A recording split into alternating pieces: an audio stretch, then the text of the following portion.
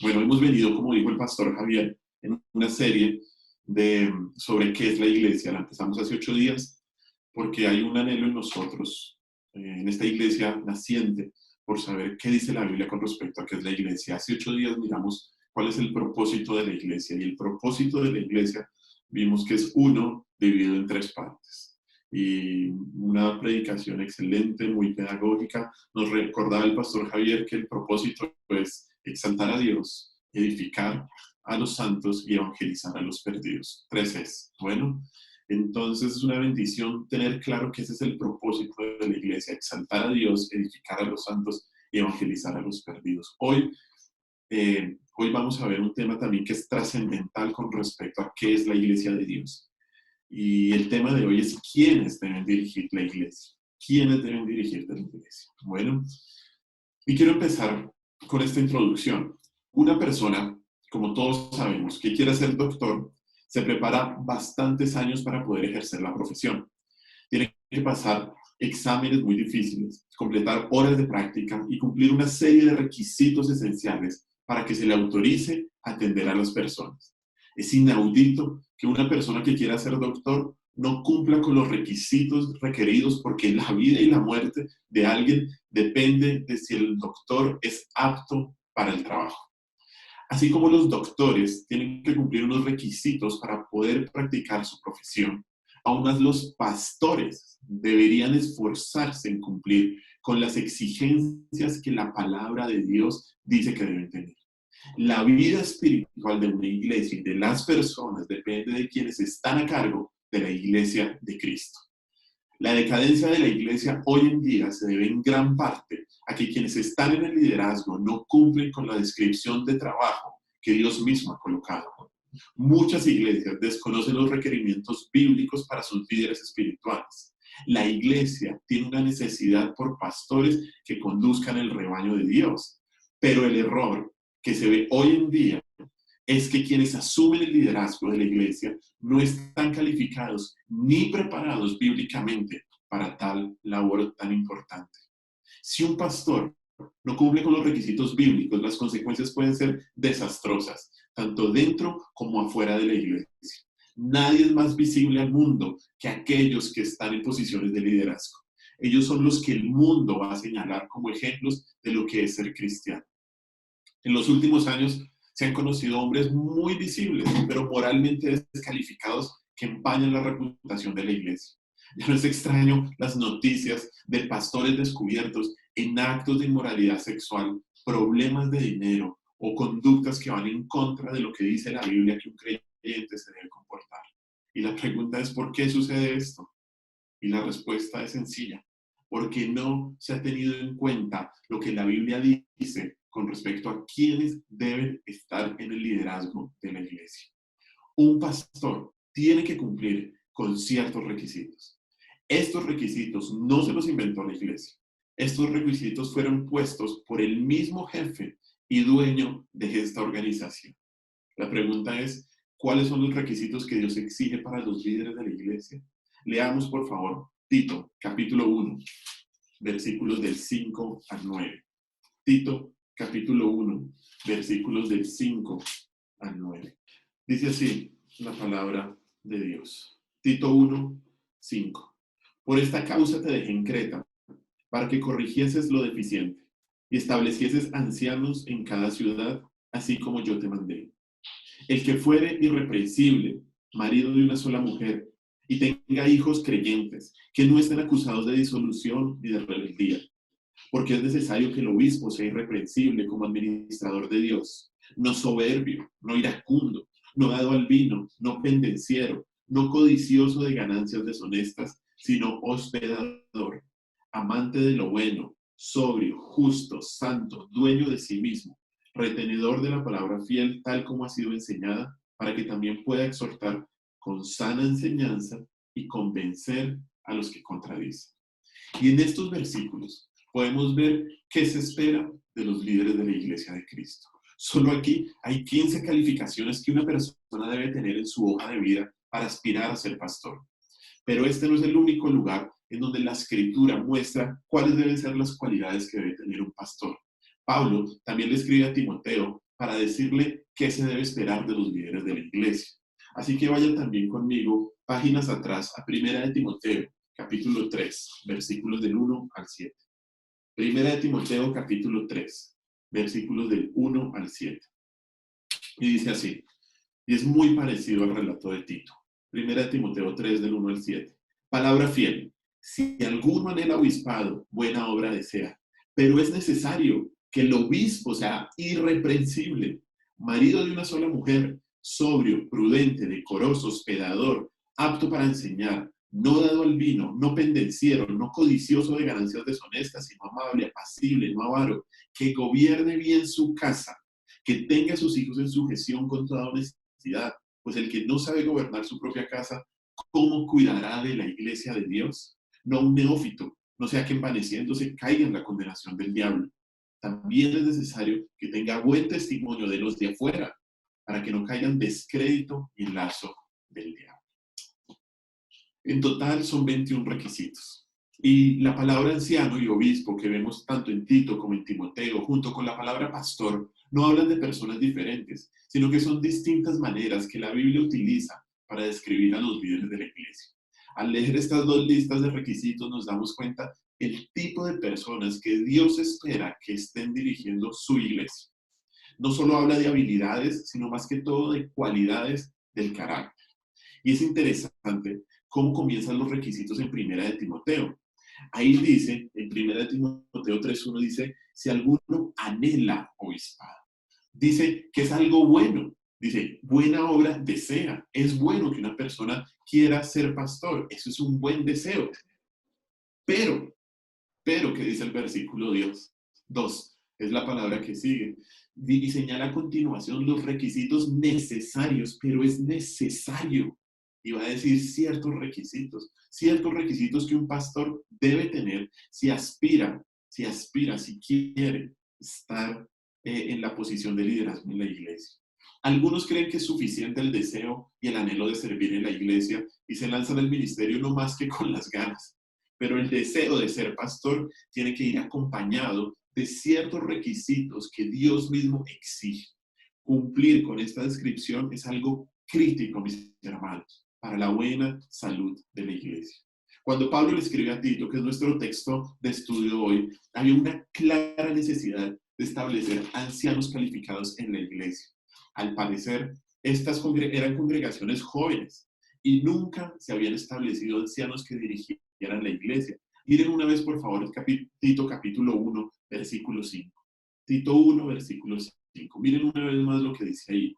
Dice ahí, por esta causa te dejé en Creta. Y miren sus Biblias, por favor. No solamente escuchen, para que corrigieses lo deficiente y establecieses ancianos en cada ciudad, así como yo te mandé. Cuando el versículo 5, ahí en sus Biblias, dice, te dejé, sugiere que Pablo estaba con Tito y lo dejó en Creta y ahora le está pidiendo que termine el trabajo de asignar ancianos. Pablo se tuvo que ir antes de que pudiera establecer ancianos y entender cuáles son las calificaciones de un pastor es fundamental, no solo para aquellos que anhelan servirle a Dios, sino también para todo creyente que es miembro de la iglesia. Todo creyente debe conocer y entender lo que la Biblia enseña acerca de quiénes deben ser sus pastores para saber qué es lo que Dios espera que ellos hagan, mis hermanos. Este tema es fundamental para usted, porque usted debe saber si está en esta iglesia, qué es lo que Dios requiere de sus pastores. Bueno, ¿quiénes deben dirigir la iglesia? ¿Cuáles son los requisitos que Dios demanda de los pastores? ¿Cuáles deben ser sus habilidades y cualidades? Y en estos versículos estudiaremos lo que la Biblia enseña con respecto a quiénes deben dirigir la iglesia del Señor. En primer lugar, veremos que aquellos que deben dirigir la iglesia debe ser un grupo de hombres. Y en segundo lugar, veremos los requisitos que esos hombres deben tener. Bueno, un grupo de hombres y los requisitos de esos hombres. Por cuestiones de tiempo, hoy solamente vamos a mirar la primera parte. Bueno, un grupo de hombres. El primer requisito es que quienes deben dirigir la iglesia deben ser un grupo de hombres y no solo una persona, no solo una persona. Bueno, ahí lo dice en el versículo 5. Este versículo dice que Tito fue dejado para que corrigiese lo deficiente. Son parte de las primeras palabras de ahí.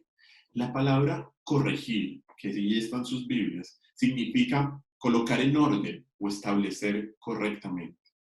La palabra deficiente no significa algo malo que estaba pasando, sino más bien algo que faltaba, algo que no estaba completo. Por lo tanto, la frase se refiere a completar algo que no se ha terminado. La frase siguiente especifica qué era lo que faltaba. Miren lo que dice ahí. Para que corrigieses lo deficiente y establecieses ¿qué? Ancianos. La situación que faltaba por organizar era el establecimiento de ancianos en las diferentes iglesias de todo el territorio cretense. Como dijimos, estas iglesias eran jóvenes, pero ya habían empezado a sufrir los ataques de los enemigos de la fe.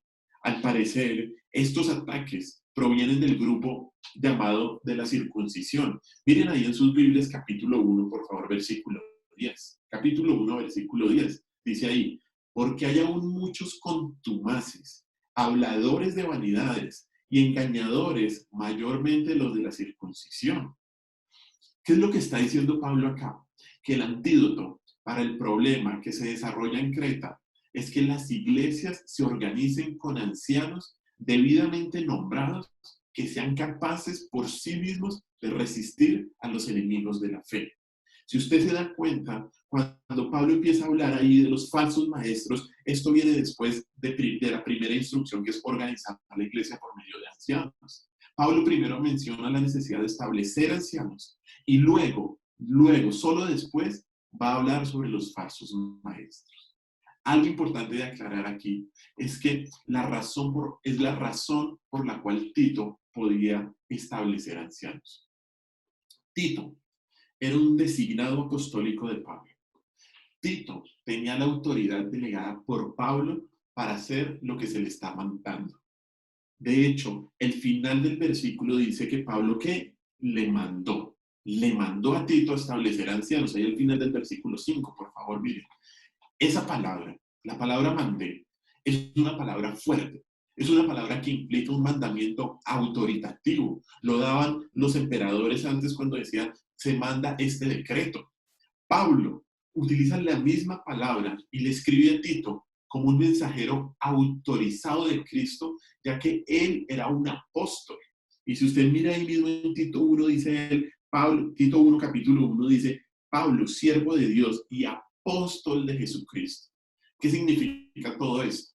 Que esto tiene una connotación de autoridad. Pablo es el representante autorizado de Dios y Tito es el representante oficial del apóstol en Creta. Mire el versículo 4. A Tito, verdadero hijo en la común fe. Tito era su verdadero hijo. Algunos dicen que fue Pablo quien llevó a Tito a los pies de Cristo. Entonces, Pablo es el representante oficial de Dios y Tito es el representante oficial de Pablo. Pablo no deja a Tito, y esto es muy importante entenderlo, mis hermanos. Pablo no deja a Tito con el propósito de que él fuera el obispo de las iglesias cretenses. No. Al final de la carta, el apóstol le dice que cuando lleguen 2 personas más, él tiene que irse de Creta a ver a Pablo de nuevo. Miren ahí, por favor, Tito capítulo 3, versículo 2. Tito capítulo 3, versículo 2. Dice así, cuando envíe a ti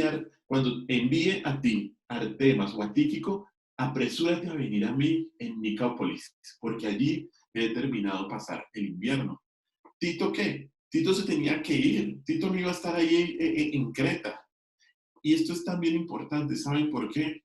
Porque ni Tito, ni Pablo, ni ninguna otra persona en el Nuevo Testamento promovieron la idea de un solo pastor en la iglesia. Cuando el cristianismo comienza, Dios designó a los apóstoles para sentar las bases de lo que sería la iglesia.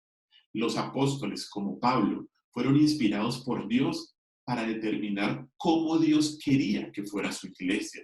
Miren lo que dice, por favor, Efesios capítulo 2, versículos del 19 al 22. Así que ya no sois extranjeros ni advenedizos, sino con ciudadanos de los santos y miembros de la familia de Dios, edificados sobre el fundamento de ¿quién? De los apóstoles y profetas, siendo la principal piedra del ángulo Jesucristo mismo, en quien todo el edificio, bien coordinado, va creciendo para ser un templo santo en el Señor, en quien vosotros también sois juntamente edificados para morada de Dios en el Espíritu. Este versículo es muy importante para entender la transición que tuvo la iglesia. Dios designó apóstoles para que colocaran el fundamento de la enseñanza, para que colocaran la doctrina. Cristo va a ser siempre la piedra del ángulo, el centro de la iglesia. Pero los apóstoles tenían una labor principal y ellos colocaron ¿qué? El fundamento. Y después del fundamento se empieza a edificar el edificio, que es la iglesia. Cuando el cristianismo comienza, Dios designó a estos hombres para sentar las bases de lo que sería la iglesia. Los apóstoles que menciona la Biblia desempeñaron unos papeles fundacionales en la iglesia. Y cuando murieron, el oficio apostólico también murió con ellos. Este oficio no se repite. Y por ello es que bíblicamente no ha habido ni hay más apóstoles que los 12 y Pablo a los gentiles. No hay más. Bueno, es una mentira ese movimiento apostólico de hoy en día que va designando apóstoles por todo lado y se creen con poder sobre diferentes iglesias. No. La instrucción de Pablo a Tito establece una directiva apostólica específica en la historia. Una directiva apostólica fundamental que debería ser seguida por los cristianos y las iglesias de hoy en día. El rol de Tito es especial en la historia, mis hermanos, porque él es un delegado apostólico que puede establecer los ancianos según los requisitos dados. Tito no es el obispo de las iglesias de Creta, no. Luego que Tito se fuera y los ancianos estuvieran establecidos, no se iba a necesitar que volviera para designar más ancianos. Debería ser la misma iglesia, a través de sus ancianos, los que designaran a aquellos que ocuparan estas posiciones. La frase, estableciese ancianos en cada ciudad, confirma esto. La frase que está ahí en Tito, por favor, volvamos. Si no tienen sus Biblias ahí, una vez más, volvamos al Tito, capítulo 1, versículo 5. Tito, capítulo 1, versículo 5. Y voy a volver a leer todo el versículo una vez más. Dice así: por esta causa te dejé en Creta, para que corrigieses lo deficiente y establecieses ancianos, ¿dónde? En cada ciudad, así como yo te mandé. Tito debía establecer, y póngale mucha atención a las palabras, un grupo de ancianos, no un anciano, un grupo de ancianos, o sea, esto está en plural. ¿Y en dónde los debería establecer? En cada ciudad, singular. Bueno, un grupo de ancianos en cada ciudad. En ese entonces solo había una iglesia por ciudad. Y esto nos muestra las dos características que son claras de cómo debe organizarse la iglesia. Y es que una iglesia debe ser liderada por múltiples pastores y que cada iglesia es independiente. Bueno, no hay tal en el Nuevo Testamento una estructura monárquica, una estructura episcopal o un presbiterio que esté sobre las iglesias locales del Nuevo Testamento. No hay indicación de una persona encargada de una ciudad o de un país que pueda interferir en las iglesias locales, porque son los ancianos en cada iglesia la autoridad de esa congregación. Desde que el evangelio comenzó a expandirse por todo el mundo y las iglesias se iban estableciendo, también se iban designando un grupo de líderes que dirigieran estas iglesias. Mire un ejemplo, por favor. Hechos capítulo 14. Hechos capítulo 14, versículo 23. Hechos capítulo 14, que nos cuenta la historia del establecimiento de la iglesia. Muy interesante Hechos capítulo 14, porque en este momento, Hechos capítulo 13 es el primer viaje misionero de Pablo a los gentiles.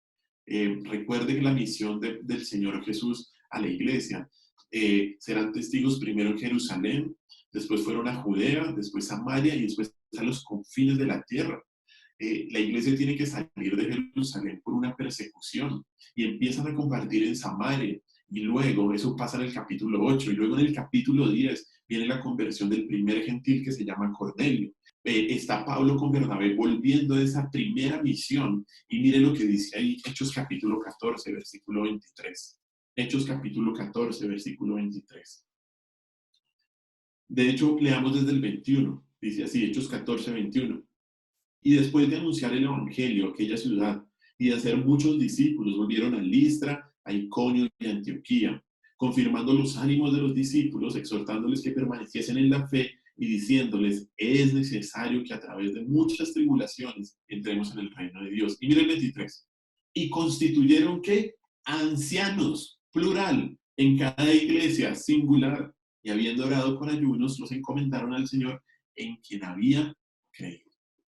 Los escritores del Nuevo Testamento, desde el inicio que empezó la iglesia, asumen que una pluralidad de ancianos debe ser una institución apostólicamente establecida. Otro versículo que nos muestra que había múltiples ancianos en la iglesia es Hebreos 13. Hebreos 13, ya casi al final de la Biblia. Vamos ahí, por favor. Es después de Tito, de hecho. Tito, Filemón, Hebreos. Hebreos capítulo 13. Dice así Hebreos capítulo 13, versículo 17. Dice así. Obedeced a quienes, a vuestros pastores, y sujetaos a ellos, porque ellos velan por vuestras almas como quienes han de dar cuenta, para que lo hagan con alegría y no quejándose, porque esto no es provechoso. Aquí el autor de Hebreos ordena obedecer no a un solo líder, sino ¿a quién? A varios pastores, ¿cierto? A una pluralidad de líderes, de ancianos que una congregación debe tener. Como vemos, las iglesias del Nuevo Testamento muestran que sus líderes eran un grupo de ancianos que compartían la autoridad para gobernar la iglesia y que juntos eran responsables de supervisar a la congregación.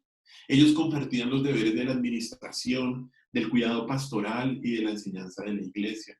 La estructura del gobierno de ancianos es una forma colectiva de liderazgo en la que cada anciano comparte una misma posición, una misma autoridad y una misma responsabilidad en el oficio. Pueden haber diferentes dones de diferentes ancianos, claro, pero tienen la misma validez cada uno de los ancianos. Es natural que iglesias jóvenes como la de Creta o como las de Creta puedan estar solo con un pastor, ¿cierto?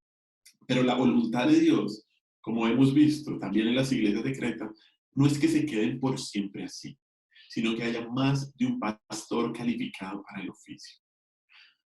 Personalmente, estoy muy agradecido con Dios de que nuestra iglesia tenga más de un pastor.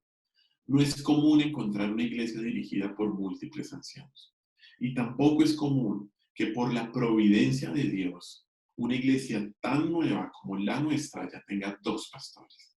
Esto solo es una obra de Dios y muestra el cuidado que Dios tiene con su iglesia. Una iglesia bíblica debe ser dirigida por múltiples ancianos. Este es un mandato bíblico que se debe obedecer. Esta es la voluntad de Dios para su iglesia. Y la pregunta es, bueno, aparte de que es la voluntad de Dios, ¿será que habrá otras razones por las cuales Dios mandó a establecer que un grupo de pastores y no solo una persona estuviera a cargo de dirigir la iglesia? ¿Qué otros beneficios hay en el liderazgo múltiple de pastores? Y quiero mencionarle tres beneficios. Tres beneficios prácticos que vemos en el liderazgo múltiple de ancianos. Tres beneficios prácticos que vemos en el liderazgo múltiple de ancianos. Primer beneficio es que se equilibran las debilidades. Se equilibran las debilidades. Bueno, uno de los grandes beneficios de que haya más de un anciano en la dirección de la iglesia es que hay un equilibrio frente a las deficiencias personales de cada pastor. Usualmente, los puntos débiles de una persona distorsionan el juicio. Y esto es particularmente cierto en el caso de algunos líderes talentosos.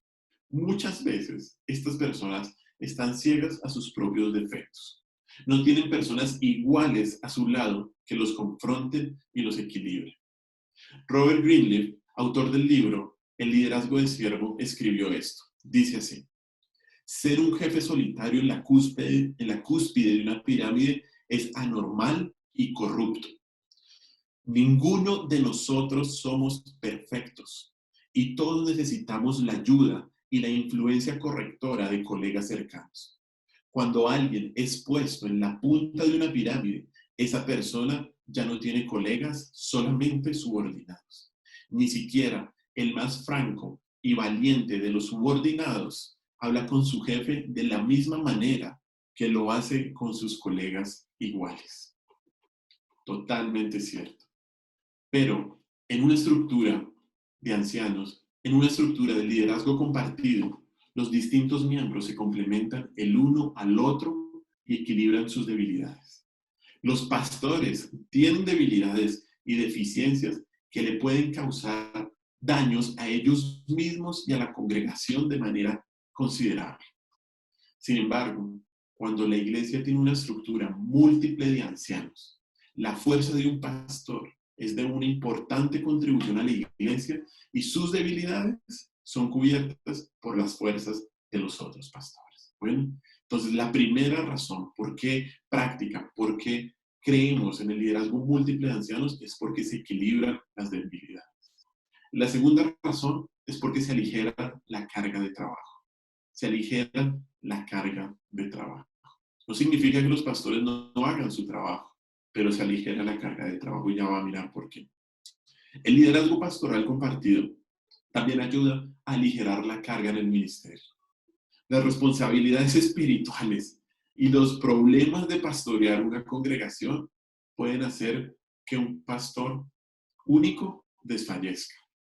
El sistema de un solo pastor en la iglesia, y se lo digo por experiencia en muchos años, es cruel y es injusto. Muchos pastores sobrecargados están solos y aislados. Sin embargo, en un sistema de liderazgo conjunto, la pesada carga de la vida pastoral es compartida por varios ancianos calificados. Mire lo que dice este texto en el Antiguo Testamento. Eclesiastés capítulo 4, versículos del 9 al 12. Eclesiastés capítulo 4, versículos 9 al 12. Seguramente usted ha escuchado este versículo cuando lo invitan a un matrimonio, pero de hecho este versículo está en un contexto de trabajo en equipo. Eclesiastés capítulo 4,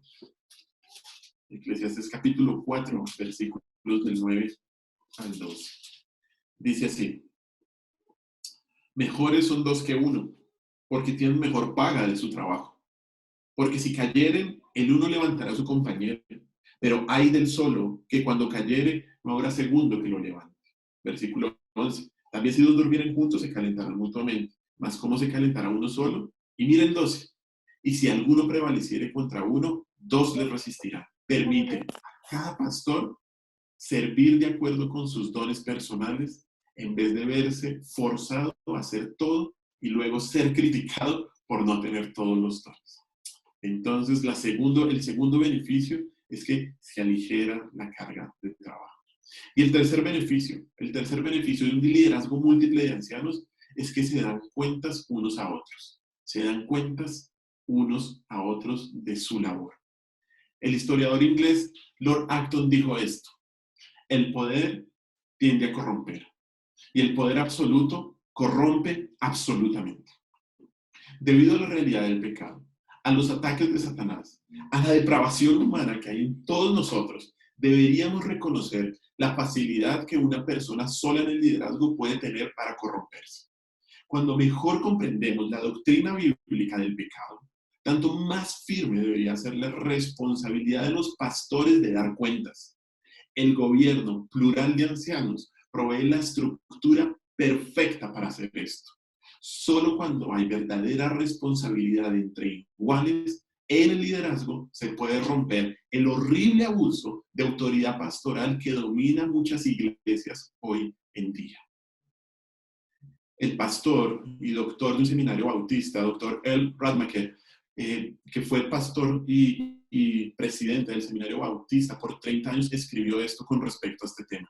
Los líderes humanos, incluso los cristianos, son pecadores y solamente cumplen imperfectamente la voluntad de Dios. Por eso, el grupo de líderes funcionará como control y equilibrio mutuo y servirá de guardia contra la tendencia muy humana de hacer el papel de Dios sobre otras personas. Nunca fue la voluntad de nuestro Señor que la iglesia local fuera controlada por un solo individuo. Ese concepto es ajeno a las Escrituras. Cuando un pastor está solo en la dirección de la iglesia, se facilita una tendencia dictatorial y se alimenta en su corazón el gusto por el poder autocrático. La defensa que Dios ha provisto contra estas tentaciones es el liderazgo múltiple de ancianos, mis hermanos. Un versículo más, Primera de Pedro, por favor, muy importante. Primera de Pedro, capítulo 5, versículos del 2 al 3. Primera de Pedro, capítulo 5, versículos del 2 al 3. De hecho, desde el 1, mire lo que dice. Ruego a los ancianos que están entre vosotros, yo anciano también con ellos, y testigo de los padecimientos de Cristo, que soy también participante de la gloria que será revelada, apacentad la grey de Dios que está entre vosotros, siempre hablando en plural, cuidando de ella, no por fuerza, sino voluntariamente, no por ganancia deshonesta, sino con ánimo pronto, no como teniendo señorío sobre los que están a vuestro cuidado, sino siendo ejemplos de la grey. El control y el equilibrio provisto por hombres con la misma autoridad es muy saludable y ayuda a lograr la actitud deseada de la iglesia. El gobierno múltiple permite ser responsable con el trabajo que se debe hacer en la iglesia. Se necesitan compañeros en el ministerio ante quienes se deban rendir cuentas del trabajo. Usualmente, cuando una persona está sola, hace lo que quiere hacer, no lo que debería hacer. Iglesia Bíblica por Cristo. Entonces, ¿quiénes deberían dirigir la iglesia? En primer lugar, un grupo de pastores y no un solo hombre. Toda iglesia debería seguir el modelo bíblico. No solo porque la Escritura lo manda, claramente, sino porque al hacerlo se equilibran las debilidades, se aligeran las cargas de trabajo y se dan cuentas de la vida y trabajo de cada pastor. Quiero terminar diciendo que la iglesia es la iglesia de Cristo. Lo más importante del liderazgo bíblico de múltiples ancianos es que protege y promueve la preeminencia y la posición de Cristo sobre la iglesia local. Cristo es la cabeza. Él es el Señor y Él es el pastor de la iglesia. Nadie puede tomar la posición de Cristo en la iglesia. Y por ello, el gobierno múltiple de ancianos es lo que nuestro Señor quiere para su iglesia. Amén. Oremos, por favor. Oremos y démosle gracias a Dios. Señor, gracias por este día. Gracias por estar aquí con nosotros, por tu amor, por tu misericordia. Gracias por este tema, Señor, tan necesario hoy en día para la iglesia. Ayúdanos, Señor, a practicarlo en esta que es tu iglesia. Gracias por la bendición de tener no solo un pastor, sino tener dos pastores, Señor. Gracias, Señor, porque tu providencia es increíble. Te alabamos y te bendecimos, Señor. Te damos muchas gracias, Padre Santo. En tu nombre hemos orado, mi Señor Jesús. Amén.